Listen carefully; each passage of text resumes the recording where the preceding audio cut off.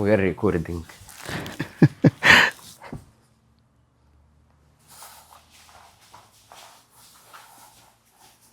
بسم الله الرحمن الرحيم. مروان، اهلا بيك. اهلا بيك. عامل ايه الاول؟ الحمد لله. الحمد لله. خليني اخليك تعرفنا بنفسك في 30 ثانية. كتير. كت- كتير. اسمي مروان رمضان، عندي 33 سنة وشوية. درست بزنس ادمنستريشن واشتغلت جرافيك ديزاينر بقالي حوالي 15 سنة. نايس. ولكن من حوالي 6-7 سنين كده عملت اي كوميرس براند اللي هو هيتش، ومن 3 سنين عملت تاب. بس دي كل حاجة دي يعني كل انت حاجة. انت اتحركت من بزنس ادمنستريشن لجرافيك ديزاين ايوه. لانتربرينور شيب. يس يعني لفة طويلة كده اه، بس طب ايه اللي حركك من كل واحدة للتانية؟ يعني ايه اللي كان الدافع بتاعك ان انت تخرج اصلا من بزنس ادمنستريشن لجرافيك ديزاين؟ لا بص، انا دخلت بيزنس عشان انا مش شاطر في المحاسبة. اوكي. كنت بشيل مواد وكده اوكي. فبيزنس بالنسبة لي كانت اسهل يعني، ولذيذة حتى في المواد بتاعتها. فخلصته بعد كده كنتش عارف حتى اشتغل ديزاين، وانا اتعلمت ديزاين وانا في ثانوي كده. مم. بدأت براكتس اكتر بقى لما دخلت الجامعة. فما كنتش عارف انا هشتغل بايه حرفيا. انا عايز اخلص الجامعه عشان دي اخد الشهادة. مايلستون لازم تخلص. ايوه. فخلصتها وبعد كده حتى كنتش عارف اكمل بالديزاين ولا لا. اشتغلت كده سنه سنتين، لقيت الايه يعني لا يعني تمام، فيها فرصه فكملت. مم. وموضوع الانتربرنور شيب يعني ما جاش برضو بتخطيط، يعني هي كلها فضول. فاهم قصدي؟ انا بتحرك مم. دايما بالفضول، يعني اللي هو تيجي اجرب دي، ما تيجي اجرب دي، ما تيجي اجرب مم. دي. فاهم؟ بحب اجرب واغلط وكده يعني. ايوه، ده آه، هي. انا بس. بحس ان الفضول كسكيل هو الدافع اللي بيخلي الواحد يتطور في العموم. ان انت يبقى عندك فضول تعرف حاجة انت ما مم. تعرفهاش او تجرب حاجة ما جربتهاش قبل كده، وده اللي فعلا بيفتح الطرق لحاجات كتير بص، انا قوي. عندي فضول وكسل يعني الاتنين، بس عندي فضول للحاجات اللي انا بحس يعني بحبها. يعني مثلا مم. فضول في الكوره، فضول في التكنولوجيا، مم. فضول في التجاره. مم. فاحب مثلا اخش في كذا بيزنس مختلف عشان اعرف هو بينجح وبيفشل ازاي. فاهم قصدي؟ او مم. اعرف الدنيا بتاعته عامله ازاي. فلو جاي عليا بقى وانا حبه هشتغل فيه، لو مش حبه مش هشتغل فيه كده يعني. فاهم؟ فبحب يعني الفضول اه، هو محرك يعني فيهم. وانت صغير كنت بتقعد تفك اللعب وتشوف جواها ايه اللي متركب لا لا، وكده مش هو انا يعني ما كنتش طفل مميز في حاجه، يعني ما كنتش في حاجه اللي هو انا كنت بيقولوا عليا مش يعني، لا خالص، عادي. طبيعي. عادي يعني بحب الكوره من صغري، وكان نفسي اطلع لعيب كوره يعني. مم. كنت بلعب كوره لحد الجامعه، ولكن لحظه الحقيقه ان انا قررت اختار الحاجه العقلانيه على الحاجه اللي انا بحبها، يعني لانه ساعتها كان جالي كذا اصابه. ف فجيت بقى خلاص انا هتخرج من الجامعه، فالقرار بتاعي ان انا هكمل في الكوره بالعاطفه ولا اكمل في كارير سوليد. تذاكر بقى وتاخد شهادة لا انا وتتوظف. كنت خلاص في الجامعه يعني. اه. بس قررت ان انا لا، انا الكوره ممكن اتصاب، خلاص باي باي. وبعدين الكونفرجن ريت بتاع الكوره بتاع الناس اللي هو مثلا في 1000 لعيب، كام واحد منهم ممكن يبقى كويس ويروح نادي ويعمل عقد قليل جدا. صح. يعني الألف ده ممكن تلاقي 2 مثلا. فاهم؟ ده نسبة اعتقد اكبر من كده كمان. يعني اقل من كده قصدي. قصدي اكتر من 1000 واقل من مثلا اتنين. يعني اه. هي النسبه صعبه قوي. فانا ساعتها قلت طب انا هريسك بحياتي كلها علشان خاطر حاجه ممكن مم. اتصاب دلوقتي. تاني يوم في التمرين جات لي اصابه 3 شهور ما مشيش عارج. فاهم؟ فاللي يعني هو انت كانت علامه اصلا يعني. انت اصلا كنت بتفكر وده اللي حصل. يعني انا كنت بفكر انه لا، مش هكمل في كوره، اخليها العبها مع اصحابي وبتاع وصباح الفل يعني، لان مش حاجه مم. يعني سستينبل بالنسبه لي. فاهم؟ صح. فبعد كده بقى فقلت لا، هشوف بقى اشتغل بالديزاين وبتاع. كنت بلعب كوره كتير عادي، بس خلاص ما بقتش يعني حاجه مستني منها حاجه. مم. فيعني بلعب كوره من وانا عندي 8 سنين، بلعب في نادي وبلعب دوري وبلعب مش عارف ايه وبتاع نايس. لحد الجامعه. بس جيت عند الجامعه بقى قلت ايه يعني، غيرت. صباح الفل، انت كده كده طالما ما وصلتش في حاجه لحاجه وانت في الجامعه فانت تمام. مم. انت بنسبه كبيره انت مت يعني. فاهم قصدي؟ من ناحية في الكورة الكوره يعني. صح. بالظبط. فخلاص بقى يعني شوف اكل عيشنا يعني. صح. بس هو توفيق طبعا، يعني انت كنت لسه بتكتشف، بس انت المرحلة اللي هي ما قبل الجامعة انت كنت بتحب الكوره بس ما كانش عندك هوايات تانية بلعب غير الكوره؟ كوره قبل هي الجامعه كوره. كلها بلعب كوره. ما كانش عندي يعني، كنت برضو يعني الديزاين برضو اتعلمته آه، اظن 2006 مثلا. كان اخويا بياخد كورس. اخويا كان يعني اخويا مهندس، كان بياخد كورس، فمن ضمن الكورس بيدوله يعني فوتوشوب ومش عارف ايه كولكتيف اه كده. البندل. فانا كنت بحب قوي ان هو بيعرف يقطع الحاجات، فانا كنت بحب الكوره، فكنت بقعد اقطع صور امم. اللعيبه بتاعت الكوره. فكنت مبسوط قوي بالقصه دي. وبعد كده اخويا التاني عنده موبايل شوب يعني، فكنت بقى بحب اعمل له اليوفط بتاعته. كانت حتى اه. اليوفط بتاعته تبقى مميزه قوي عن كل اللي حواليه، لانه امم. كل اللي حواليه هم من باك جراوند مطابع وكده، فبيبقى كلها اسطمبه واحده. اه انا من باك جراوند ديزاين، فكنت بعمل له الحاجه شكلها سكسي متظبط اكتر. اه. فهو بدات اعمل شويه اليوفط دي شويه كده، كنت فاهم كانت صعبه قوي كانت صعبه قوي يعني. تحفه. ف بس مجمعهم بعد في كده حياتك. بقى بدأ يبقى في انترنت بقى، بيبقى في كوميونتي. فبدأت أخش بقى في اللي هو عارف بيعملوا صور لتامر حسني وعمرو دياب وخناقات تامر حسني وعمرو دياب، ايوه. كنت بعمل صور لتامر حسني والحاجات دي.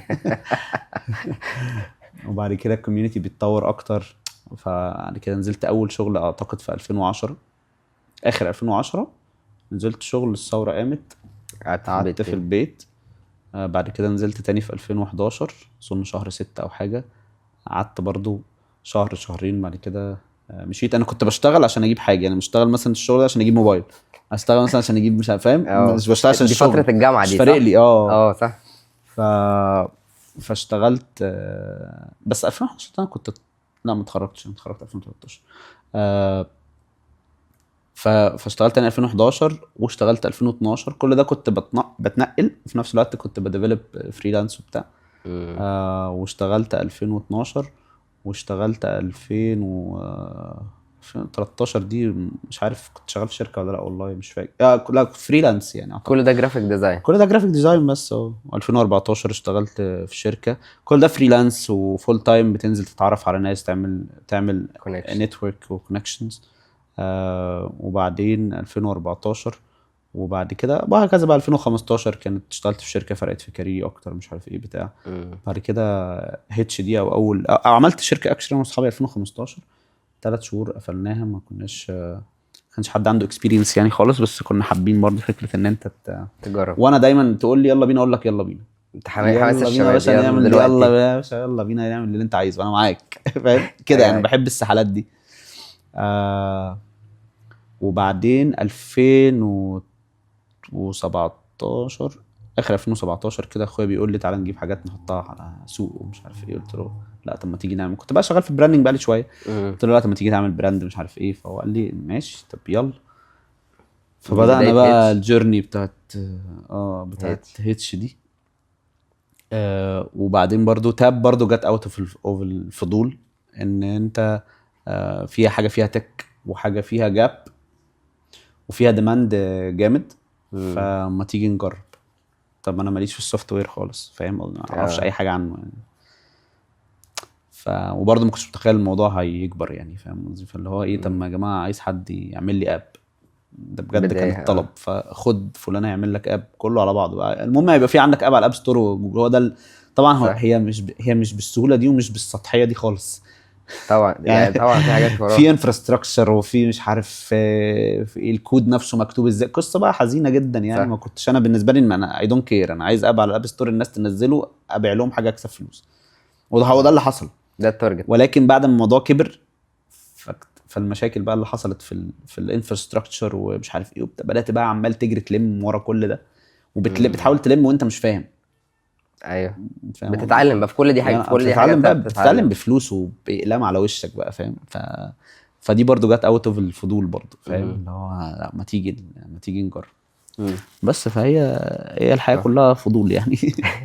دايما حماس الشباب يلا دلوقتي يلا دلوقتي طبعا. يعني بعتبر الفضول محرك الصراحه صح. يعني. حلو يعني ان انت ما جرب، انت مش خسران حاجه. امم. حتى لو هتخسر، بس انت لو هتخسر اكشلي هتكسب يعني. اون ذا لونج تيرم لو انت قادر تافورد ان انت تكسب، لو تخسر ماديا او حاجه يعني هتكسب اكيد من التجربه لو انت مش داخل تهزر يعني فاهم. صح. لو انت الهدف من اللي انت بتعمله ان انت توصل لنتيجه. انت توزع، انت في الاخر هتجرب اي حاجه. في الاخر الكونكلوجن بتاعك ايه؟ يعني بنسبه كبيره ان انت تكسب فلوس، يبقى في اوتكم طالع من الحاجه دي. صح. فطالما انت مش داخل تهزر فاكيد هتكسب من التجربه دي، فاهم؟ مم. طب لو هترفلكت على الفترة ما قبل نجاحك دلوقتي، ايه الحاجة اللي تقول هي دي السبب في اللي انا وصلت له؟ لا مفيش حاجه غير ربنا يعني. انا طبعا. مقتنع ان انا مقتنع، وبجد مش عشان اي حاجه ومش عشانك انت، انا مقتنع تماما ان انا لا افقه شيء مم. خالص مهما انت اتعلمت. انا مقتنع من جوايا ان انا ما بعرفش حاجه مم. خالص. حتى لو انا قلت لك انا بقالي 10 سنين، فكك، ما بتتحسبش ورقه وقلم خالص صراحه. صح. انت بتعمل اللي عليك وخلاص. بس ما فيش حاجه ما اقدرش اقول لك اه والله ده عشان انا مش هقولها لك يعني. فاهم؟ لو قعدنا هنا صح. للصبح مش هقول لك ان انا عشان انا عملت كذا فده كان سبب. لا انا اقول لك مم. ان انا بصحى الصبح بتسعة زي بقيه البني ادمين وربنا بيديك رزقه. بس ما مم. فيش حاجه انت بتعملها هي دي الهايلايت. ولكن لو بتتكلم على الستيب باي ستيب برضه ما فيش حاجه. لان انت لا يعني لو حسبناها ازاي يعني، لما باجي احسبها على الورق ما تظبطش برضه. صح. ايوه، في حاجات كده توفيق ربنا، تدابير ايوه الهيه، ايوه ما ما, تعرفش ما هي جت تظبطش يعني. ازاي. انت لو حسبتها على الورق ما تظبطش. وما اقدرش اقول لك هتعمل واحد اتنين تلاته هتنجح. ممكن اقول لك اعمل واحد اتنين تلاته عشان والله هي مشيت كده، مم. فبقى ده المتعارف عليه، فانت مشيها كده مم. علشان تقلل احتماليه ان انت تلبس في الحيط من اول يوم يعني. فاهم قصدي؟ صح. ولكن ممكن تعملها وتلبس في الحيط، وممكن ما تعملهاش وتمشي. ما هو انا يعني مثلا هديك اكزامبل ان الكومبيتيتورز مثلا اللي بداوا في مصر برضو عملوا ايه. مم. هم جايبين حاجه جاهزه، فالحاجه الجاهزه ستيبل اكتر من اللي انا بعمله. انا بادئ صح. حاجه كاستمايزد مخيشه، مم. واتبنت 3 مرات مثلا يعني. تبدا الكود بيس بتاعه اتغير 3 مرات. مم. كله. ايوه تحفه. فاهم قصدي. والفريق اه. اتغير ومش عارف ايه وبتاع. فهي ملها يعني ملهاش كتالوج مفيش يعني. ريسيبي. مفيش ريسبي الصراحه. انت بتجرب، كل واحد بياخد الريسبي بتاعته.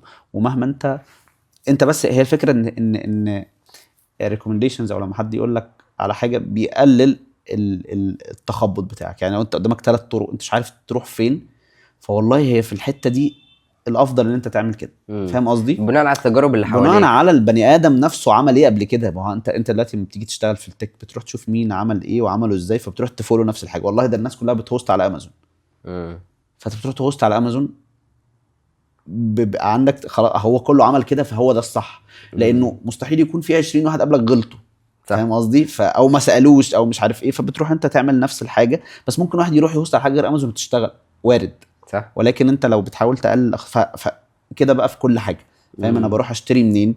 والله ده الناس بتريكومند ده. او بروح اكل فين عشان الاكل بتاعه نضيف فالناس بتعمل ده. فهي صح. البني ادم نفسه كل حاجه كده. فانت هي ما فيش ريسيبي.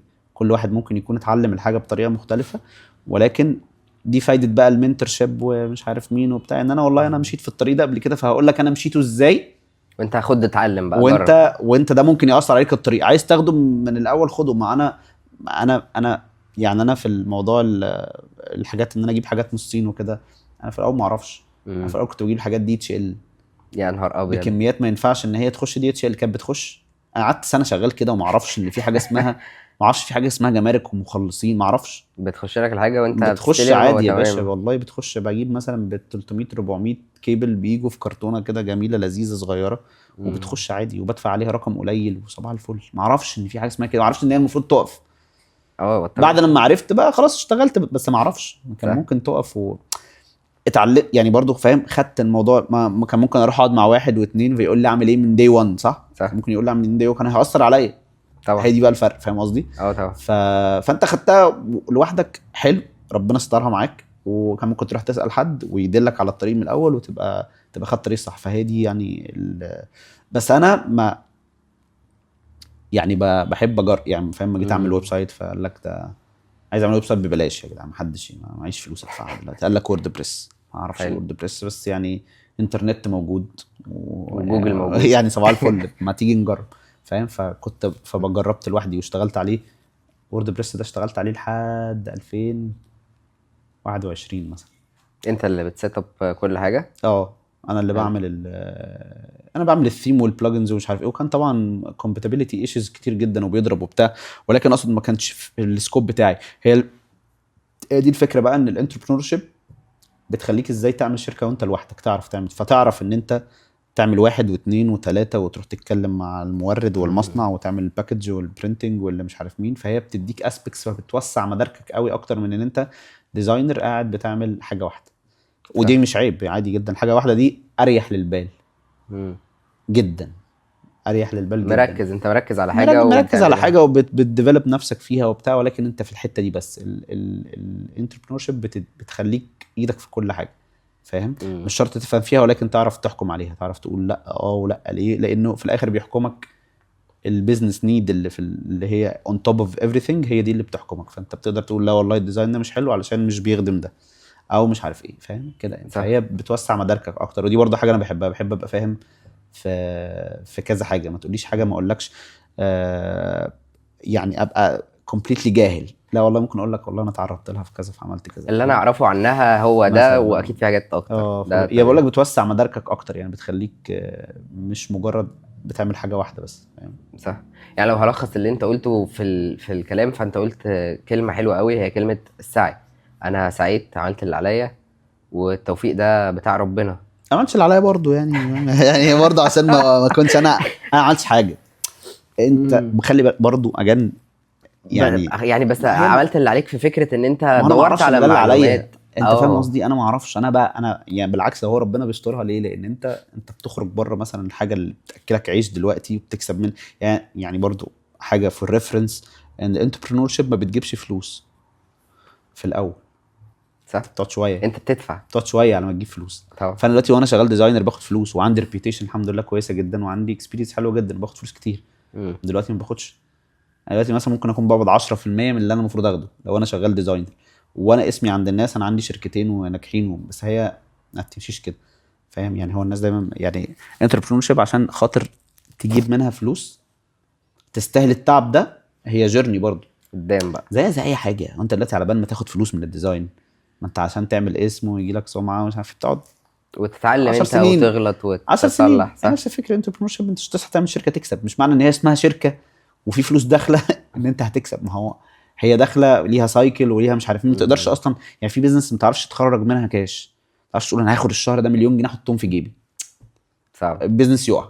رغم ان هم دول بروفيت، بس لو خرجتهم البيزنس كده انت وقفت الديفلوبمنت اللي فيه، بقت الفلوس اللي داخله عشان تجيب نفس البضاعه بنفس الكميه.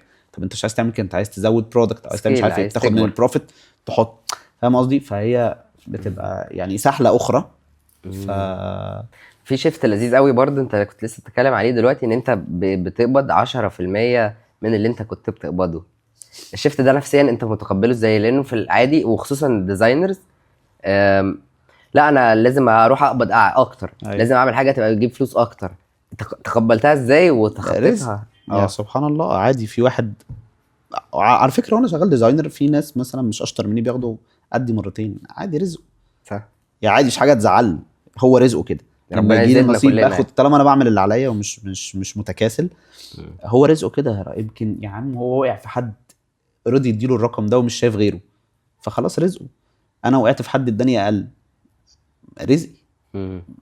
تمام. انا ببقى يعني انا ما عنديش يعني، انا مبسوط لما يجي لي نصيب ان انا اخد رقم هاخده، مم. فاهم؟ فما عنديش يعني دي ما بتقعد طبعا الشيطان بيقعد يزاولك شويه، اللي هو بص ده مين شغال ايه مثلا يعني انا كل الناس في الشركه عندي تقريبا بتاخد اكتر مني فاهم؟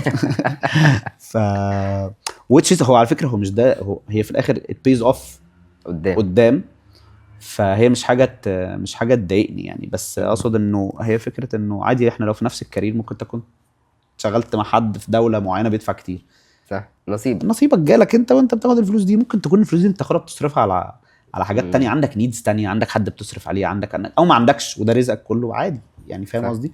مش بركز يعني، او يعني انا مم. مبسوط باللي انا فيه، لان انت قصاد ده انت خدت نولج فاكتسبت حاجات، فالحاجات دي بفلوس صح. برضه، فاهم؟ صح. وبيجي لك الدافع النفسي بتاع انا ببني في حاجه، فما عنديش مشكله انه ما اخدش الثمن ده دلوقتي، لانه دايما اه احساس ان انت يعني بتبني في حاجه مش شرط، مش فكره بتاعتك او بتاعت حد تاني، لان انت سواء بتشتغل انت صاحب شركه او انت موظف في شركه، فانت بتبني لنفسك وبتبني لكل الناس اللي حواليك، مش بس صحاب الشركه. ففكره ان انت بتبني دي بتاثر عليك، او بتشوفها ازاي؟ بص، هو انت برضو اكنك مسؤول عن رزق ناس شغاله معاك في الشركه، فدي برضو بتبقى حاجه ما بص، مش كل حاجه فلوس خالص. ف... فحته ان انت في ناس مسؤولين منك، او ربنا جعل رزقهم عن طريق شركتك انت، فدي برضو بتبقى حاجه كويسه ان انت الناس دي رزقها كل شهر عن طريقك، فدي بتبقى حاجه برضو مش في ايدك، صح. برضو مش بمزاجك ومش ربنا. اي حاجه. بالظبط يعني انت ولا حاجه، انت في الاخر اتحطيت هنا عشان خاطر آه، رزقهم تحرك. يجي عن طريقك فخلاص تحرك بالظبط. يعني. فمش قرارك برضو، فاهم قصدي؟ مم. ف... فبس، فهي زي ما بقول لك، مش كل حاجه بتبقى فلوس خالص يعني، مم. عادي. وهي في الاخر انتربرنورشيب بالفورم اللي موجوده بيه دلوقتي هي اتس جيم يعني. مم. انت هتعمل واحد علشان الواحد يقلب اتنين تلاتة اربعة، ففي الاخر الريزلت ان انت والله بعت الشركة، دخلت انفستر، عملت مش عارف مين، الشركة قيمتها كبرت بشكل ما، بقى عندك شيرز مش عارف ايه، بس هي جيم، فاهم قصدي؟ صح. وزي اجان انت دلوقتي بتلاقي مثلا في حد بيرايز فند علشان خاطر اسمه، او علشان خاطر الكو فاوندرز اللي معاه، عشان خاطر هم عملوا ايه قبل كده، فبرضه هتلاقي البورتفوليو والريبيتيشن موجوده زي اي شغلانه في الدنيا، مم. فاهم قصدي؟ فهي شغلانه. ايوه صح. وبعد ما، وخلي بالك هتلاقي مثلا انتربرنورز كتير داخلين في كذا شركه، هي بعد ما بتعملها بقت هي حاجه، انا بعرف دلوقتي اعمل ايه، انا بعرف دلوقتي افتح شركه، انا بعرف لما وبتبقى اخش القيمه انالايز بتاعتك. الداتا ازاي، وهعمل مش عارف ايه، واقول ان البتاعه دي هتنجح ولا لا، او فيها بوتنشال ولا لا، او فيها مش عارف، ممكن برضو تانلايز وتلاقيها فشلت، ولكن اقصد يبقى عندك التولز اللي تخليك تعرف تقيم الحاجه يعني، مم. فاهم؟ والقيمه بتاعتك انت كشخص، ووجودك في المكان ده بيأثر عليه ازاي، وخبرتك اللي موجوده بتنقلها للناس اللي موجوده ازاي، دي مثلا كلها يعني حاجات في ناس مهمه بتبقى طبعا. جايه الشركه عشان عايزه تشتغل معاك، صح. فدي بتبقى حاجه حلوه، فانت بتبدا تدي من ده. في ناس يعني بحب دايما اللي انا اشتغل معاهم يبقوا فاهمين بيزنس، مش فاهم يعني ديزاينرز ديفلوبرز وبتاع، اقول له انت مش بتطبق كود او بتكتب او بتعمل ديزاين، انت افهم البيزنس ده مم. اكنه البيزنس بتاعك، فتعرف تطلع عليه افكار بسهوله، لان انت مم. عارف هو المفروض يعمل ايه، بس ما تقوليش الزرار ده بيروح فين، ما انت تلطع، فاللطع ده انا بحب اشتغل مع حد كده صح. يعني. ومش وجامد، مش جامد، مش فارق لي يعني، مش فارق لي بحد جامد، ممكن يبقى المهم حد، يبقى مفتح. ممكن ايوه بالظبط، انت تبقى بس يعني فاهم البيزنس، تعرف توسع مداركك، ما تبقاش قاعد على الجهاز عمال بتحط في جرافيك اليمنتس جنب بعض، اخرج مم. بره، فكر من بره. فهي دي المايند سيت بتاع الديزاينرز، لازم تبقى اوسع من كده يعني. يعني انا قبل ما اخش في الموضوع ده كنت شايف ان الديزاين ده اهم حاجه في الكوكب، ومحور الكون. وبعد كده ما تخش في البيزنس اكتشفت ان هو مش اهم حاجه في الكوكب. مهم جدا، مهم جدا، عشان جاي من براندنج، فهو مهم جدا عشان تديفرنشيت نفسك عن مش عارف ايه، ودي صح. دي ادد فاليو عندي مش عند انتربرنورز كتير، لان هم مش جايين من الحته دي، فالبرودكت مم. بتاعتهم بيطلع شيتي برودكت ويوزر اكسبيرينس زي القرف، رغم ان هو بيعرف يروح يريز، ولكن بيروح يري انفست فلوس ويصرف تاني ويعمل تاني وبتاع. انا بطلع ببرودكت حلو من الاول، انا مم. بعتبر ان دي ايدج عندي، طبعا. ولكن هو مهم، ولكن مش اهم حاجه في الكوكب. يعني عادي جدا ممكن يكون حاجه بسيطه وسامبل جدا وتشتغل، وما تصرفش عليها في اليو اكس والديزاين كتير، وتشتغل وعادي وصباح الفل. مم. في برودكتس كتير جدا زي الزفت وشغاله وبايعه وطايره. بملايين الدولارات في مصر عادي، صح. فقشطه، فاهم قصدي؟ طب مين مهم جدا لو موجود واسيت موجود ويتصرف عليه وكل حاجه، ولكن هو مش اهم حاجه. اهم حاجه البيزنس نفسه، البيزنس موديل نفسه، يشتغل ازاي، يجيب فلوس ازاي، النيد بتاعته ايه، وهكذا. هل اليوزر فعلا هو اهم حاجه في الكوكب، ان انت تشوف ما هتبيع الشخص ده لمين؟ هو اللي محتاج؟ ايوه، هتبيع لمين؟ ما هو اليوزر اهم حاجه تعرف. وخلي بالك، بص، الشركات الكبيره يعني اللي احنا كل السكيل احنا بنتكلم فيه سكيل صغير، الشركات الكبيره بتبدا تروح بقى لسايكولوجيست بقى، وتروح مش عارف مين، وحاجات اعمق ادفانسد بكتير جدا من اللي انا فيه دلوقتي خالص، عميقه قوي. هو بيتكلم، هو اليوزر اللي بيصحى من النوم بيعمل ايه وبينزل يروح يشتغل فين، فهو بياخد الموضوع يعني زي فكره اختراع الكريدت كارد كان من هذا المنطلق، انه اللي بيخش مش عارف يصرف مش عارف ايه، فلما اخترعوا الكريدت كارد هم درسوا الناس نفسيا، صح. وكانوا دكاتره بالجامعه تقريبا حاجه كده. هو خرج بره البيزنس دلوقتي، هو بيدرس الشخص عشان يعرف يبنتريت ياخد منه فلوس ازاي، صح. وبيطلع الانسايتس دي في الاخر يصرف بس عليها في البيزنس. بسكيل ابعد يعني.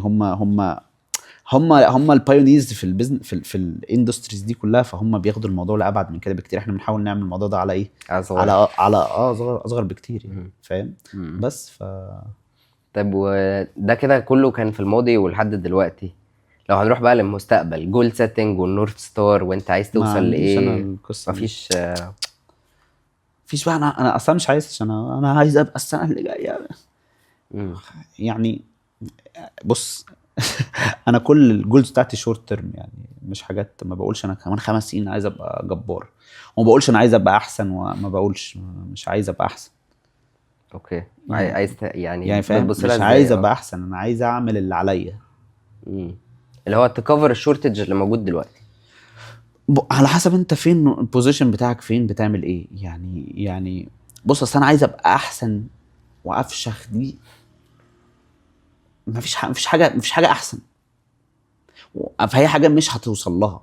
صح. فاهم قصدي؟ وبحس ان البني ادم برضه ضعيف قوي على ان انت تقعد تزق فيه كده، ان انا عايز ابقى احسن، ابقى افشخ. يا عم ما اعمل اللي عليك مم. وهتاخد اللي فيه نصيب. احسن بقى مش احسن مش فارق لك انت يعني. فاهم؟ انا ما عنديش الجولز بتاعت كمان 5 سنين عايز ابقى عايش بره في اوروبا، مش عارف خالص، مم. ولا فارق لي يعني. ما بفكرش يعني الوقت اللي قدام ده، انا بعمل اللي عليا. والجولز بتتغير كل 3 شهور، تعدل في الجول اللي انت عايزه. عايز توصل لكده، عايز اوصل لكده السنه دي، انا ممكن افكر في السنه دي التالتة، ده على مستوى البيزنس ايوه فاهم. علشان ما يموتش. صح. فدي حاجه انت مضطر ليها. بس انا كمروان ككاركتر يعني كبيرسونال لايف مش بفكر قوي بان انا وده مش معناه ان انا ما عنديش طموح يعني. مش لا ما دي لهمش دي علاقه مش هي فعلا. دي دي الطموح، ان دايما طول ما انا بسعى فهتلاقي. صح. فاهم قصدي؟ بس ما عنديش حاجه عايز اوصل لها ماديه. مش عايز اجيب بيت في الحته الفلانيه، مش عايز ابقى معايا فلوس، مش عايز مم. ابقى، مش فارق لي يعني. انا تمام. ايوه بس عامة وجهة نظر بجد لذيذة.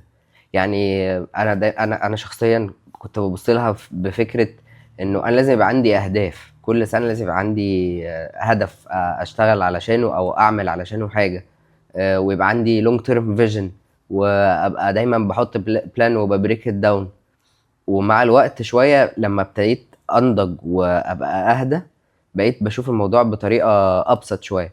انا مم. فعلا محتاج اشتغل، اعمل اللي انا بعمله حلو واتطور وتطور فيه. فيه، ده صح. ده طموح برضو. ما هو انت في الاخر انت بتاكل عيش، او دي شغلانتنا، فانت محتاج تتطور فيها عشان ما تموتش. صح. ده جزء من السعي، خلينا نقول عليه يعني. انت صح. بتسعى ان انت دايما تطور من نفسك عشان تفضل دايما عندك اوبورتيونيتي في الماركت، تلاقي شغل فتقدر تكسب، وتقدر تشوف ايه ولا الحاجات الجديده اللي انا اتعلمها ومش عارف ايه. فده كله كويس. وحته ان انت تحط بلان للسنه، ده حلو جدا. بلان للسنه ان هو هيطلع قدامك متغيرات فهتدبت معاها، فهتوصل مش عارف مم. تعمل ايه، وتعمل كونكشنز مش عارف مين، وتنزل مش عارف ايه. كل ده لذيذ قوي. ولكن دي مش جولز. انا ما بعيش عشان خاطر افكر انا هعمل ايه في الشغل. صح. لا يعني مش ده الهدف. تمام؟ فاهم قصدي؟ مش ده ايوه الهدف خالص. وحاجه مؤرقه يعني. بتفضل شايف نفسك ان انت دايما ماشين يعني. وانت البني ادم اضعف من كده يعني. فاهم؟ طبيعي بني والبني انسان. ادم بينقصه روحانيات لازم ان هو يروح لها عشان تهدي منه. فاهم قصدي؟ ففكره ان انت بتفكر في الشغل بس، بتبدا تبقى سولس يعني. فده برضو حاجه مم. مش لذيذه يعني. ايوه دي بوينت وهي فيري الناس محتاجه انسايتفul. تفضل يعني تبطل تقارن نفسها باللي حواليها، وان ده جاب عربيه فانا محتاج اجيب عربيه، وان ده جاب شقه فانا محتاج اجيب شقه، وان ده بيقبض كذا فانا محتاج اقبض كذا. مالكش دعوه يعني. اعمل اللي عليك، واللي ليك نصيب فيها تاخده، واسعى واجتهد، واللي هتشوفه هتشوفه. فاهم؟ بس يعني هو رياده الاعمال بقت ترند. انا اه. لولا ان انا عندي فضول ودخلت فيها بالصدفه، انا مش ناوي يعني، ما كنتش ناوي. مم. فاهم قصدي؟ ما كانتش من الجولز ما انا ما بتاعتك او من اعرفش. اهداف يا السنة. باشا انا دخلت يلا هيتش، يلا بيش نجرب، يلا تاب ايه ده، طب ده تحدي جديد خالص، فانا عندي فضول ان انا اخشه، فيلا نخشه. مم. بس ما عنديش تارجت ان انا ابقى انتربرنور واعمل فلوس وابقى غني. مش عندي التارجت لحد دلوقتي، برضو ما عنديش نفس التارجت. انا مش مم. فارق لي. فاهم قصدي؟ فاهمك. انا كل هدفي ان هي بيز اوف بعد التعب ده، ان فعلا تبقى اكنك عوضت السنين الشغل دي. مم. وان انا عندي دايما الديلاما بتاعت في الديزاين يعني، ان انا مش هقدر بعد اخر الثلاثينات في الاربعينات ان انا افضل قاعد على جهاز بفكر في براند مده 3 شهور. مش هينفع. لازم ابقى اكزيكتيف. مم. واكزيكتيف في الديزاين از فيري ليميتد، وبتبدا الفرص بتاعتك تقل.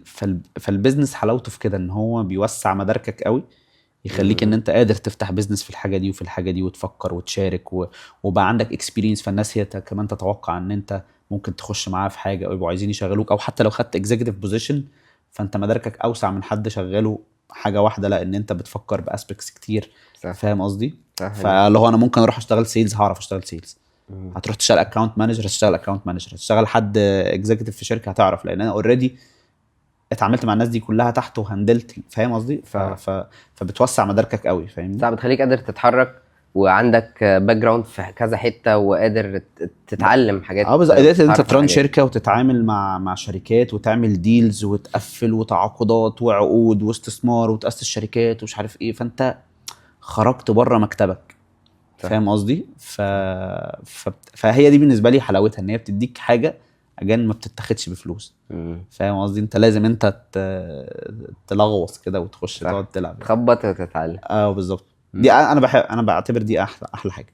يعني انا لو قلت لك حاجه نظريه مش هتدوها غير لما تجرب. صح. ف... والتعلم بالتجربه مختلف جدا عن طبعا. التعلم النظري. انت جداً. بتاخد اكسبيرينس بتاعتك انت. صح. انت كشخصيتك والكاركتر بتاعتك، انت عصبي انا مش عصبي، لما تتعرض لنفس الموقف انت هتاكت معايا غير ما انا هاكت معاه.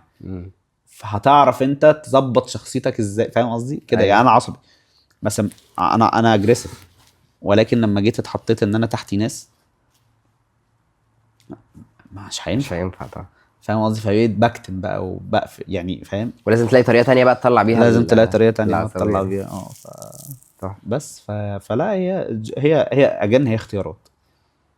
كل واحد واختياراته. اللي اختار ان هو يبقى بيشتغل موظف في شركه، دي حاجه جامده جدا جدا وستيبل وبتقبض مرتب ومالكش دعوه بالهاسل بتاع البيزنس كله، ولكن ليها برضو كونز. والناحيه التانية ان انت تبقى تختار تبقى انتربرنور، فانت هيطلع عينك وهتسف تراب وبتاع علشان خاطر تعمل حاجه ممكن تبي اوف او لا.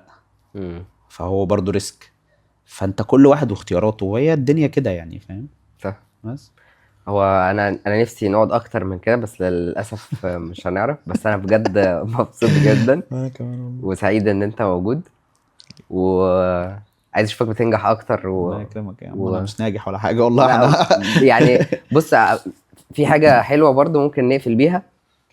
انت لازم انا مش بقول ان انت ما بتعملش كده، بس بقول للناس لما توصل للنجاح ابريشيت اللي انت وصلت له، بس ما تطلعش بالايجو انه انا عملت كده فانا جامد. لا، انا نجحت بس ما عملتش حاجة برضو. انا لسه عايز اتعلم اكتر. لسه اكيد النجاح ده وصلت له، كان ممكن اوصل له بطريقة احسن عايز اتعرف عليها. فان انت دايما بتدور على ان انت تطور نفسك وتتعلم اكتر وتوصل للاحسن دايما، وما تقولش انا اجمد واحد في ما هو العالم. بص، ده برضه هيختلف على الديفينيشن بتاع النجاح. يعني ده توبيك برضه كبير. صح. بس الديفينيشن بتاع النجاح ايه بالنسبه لواحد؟ انه يريز. بالنسبه لواحد انه يبيع الشركه. بالنسبه لواحد تاني انه يبقى بياخد مرتبه وبيشغل الناس والناس بتسترزق منه. ده نجاح. فالنجاح بتاعك ايه؟ فاهم؟ هو ده برضه ديفينيشن مختلف. فاهم قصدي؟ بس بس فاهم يعني. اجن انا ما بقى اصل فين النجاح؟ يعني هو الشركه ماشي كويت معروفه وعاملين برودكت حلو وكل حاجه. انا ساتيسفايد، ولكن لسه عندي برضو شويه حاجات محتاجه تتعمل. ولكن شايف كلمه النجاح يعني لسه شويه كبيرة لما يا يعني لسه يعني لسه قدامنا اتمنى اشوفك بتتطور اكتر كده ماشي احسن. ماشي كده حلو. شكرا يا مروان حبيبك. حبيبي.